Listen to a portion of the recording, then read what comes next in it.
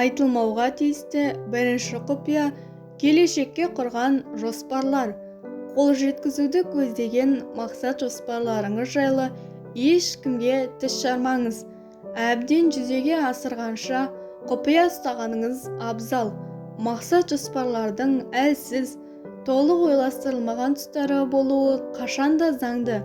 Егер ойға алған жоспарыңыз туралы әлде кімге айтсаңыз, ол сол жоспардың кемшілікті тұстарын тізбектеуі мүмкін.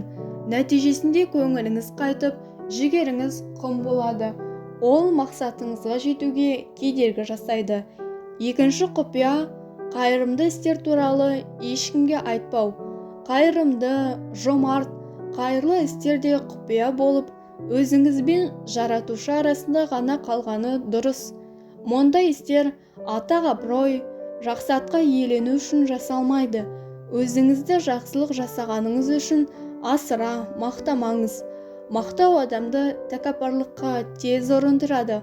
Ал бәрібір де игі әрекеттеріңіз жайында өзгелердің хабардар болғанын қаласаңыз, мұндай әрекетке итермелеген не нәрсе екенін сана сарабынан өткізгеніңіз жөн. Бәлкім, мәселе жанашырлық пен мейірімділікте емес, қошемет сөздерін естуді қалауыңызда болар. Үшінші құпия – жеке өміріңіз туралы көпшілікке айтпау. Ешқашан жеке өміріңізді бүге-шігесіне дейін сөз етпеңіз. Ұстанған ем-дәміңіз, таңмен таласып, ерте тұруды қалай үйренгеніңіз жайлы айтып, мақтанудың қажеті жоқ. Нәпсіңізді ауыздықтап, иманыңызды арттырып, рухани тыныштық тапқаныңыз жөнінде де сөз етпеңіз. Егер мұндай жеке дүниелермен бөліссеңіз, руханиятыңыз, рухани кемелдігіңіз мән-мағынасын жояды. Нағыз рухани тепе-теңдік мақтанғанға емес, үйлесімділікте мұқтаж. Төртінші құпия – батылдық. Өжеттік, ерлік танытқан сәттеріңіз жөнінде де тіс жармағаныңыз абзал. Барлығымызда өмірде түрлі жағдай, түрлі сынаққа тап болып жатамыз. Жетістіктеріміздің барлығы өз кезегінде жемісін, марапатын алады. Алайда оның қашан, қайда боларын шешетін сіз емес. Сондықтан өзгелер алдында жасаған ерлігіңізбен мақтану жөнсіз. Бесінші құпия – рухани жетілу туралы айтпау. Рухани байлық тексіздікі. Оны ешкімге айтып, абырой жинай алмайсыз.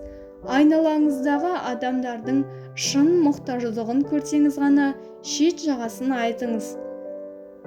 Алтыншы құпия – үйдегі ұрыс-керіс пен отбасылық өмір туралы үндемеу. Отбасында болып жатқан қиындықтар жайлы мүлдем сөз етпеуге тырысыңыз. Қиындықтың барлығын жанұяңызда ғана талқылануы тиіс және табалдырықтан әрі шықпағаны жөн. Айналаңыздағыларға шағымданып, налыған сайын қиындықты еңсеру де қиындай түспек.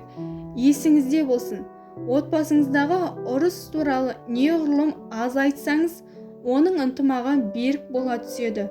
Жетінші құпия – өзгелердің жағымсыз мінез-құлқы, әрекеті жайлы айтпау. Өзгелердің қателігінің мінеп сынаудан бойыңызды да, ойыңызды да аулақ ұстаңыз. Өсек-аяң арқылы ең алдымен өзгенің емес, өзіңіздің беделіңізге нұқсан, атыңызға кір келтіресіз. Күні бойы көрген жамандықтарын айналасындағыларға жайып салатын адам таза үйде лас бәтеңкемен жүрген адамнан айырмасы жоқ. Қазақ тіліндегі арнаның дамуына өз үлесіңізді қосып, каналға тіркеле кетіңіз.